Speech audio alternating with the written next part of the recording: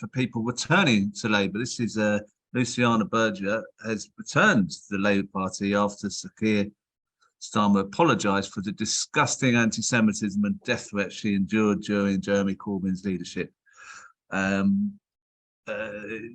So, what do you make of this? I mean, well, you know, candidate for another party in 2019. Sorry, and then you can be brought back in.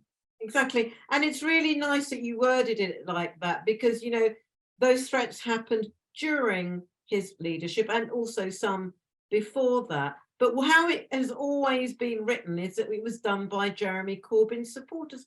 No proof on that at all. But, you know, if you're on social media at the moment, you're being deluged by the bots who also get paid as MPs and, you know, other sort of people like that. Because honestly, you would think somebody had changed the way that we, you know, organize the justice system, or that no people were going to be hungry anymore, because the words that are used for her, they're delighted she's been readmitted. She's fantastic. She's extraordinary. She's wonderful. It's a huge moment for the Labour Party. Well, of course, what it is a huge moment for, and it's not even very much a huge moment for. I am so bored about these effing stories that are just choreographed so carefully. Because let's think who she is. She's absolutely well suited for Starmer's Labour,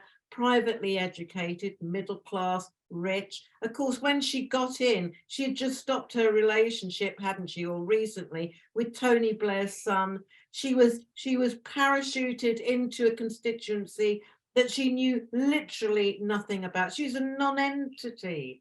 And actually, not only did she stand for another party, and what's happened to those Labour?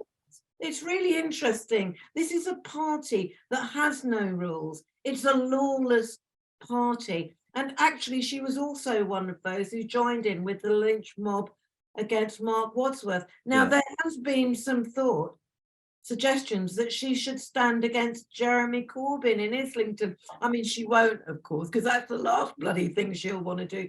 She's earning far too much money and having far too good a time, because I think she'd be slaughtered. So, you know, here we have it. Here we go again. It's a bit like that drip, drip feed at the moment. Yeah. Who's going to be the next, so that we can carry on this conversation next week? It is all nonsense. It was planted. It was obviously that story was leaked or whatever, planted for the Sunday newspapers intentionally. It's a deliberate, and it's makes no sense to me how she can come back in.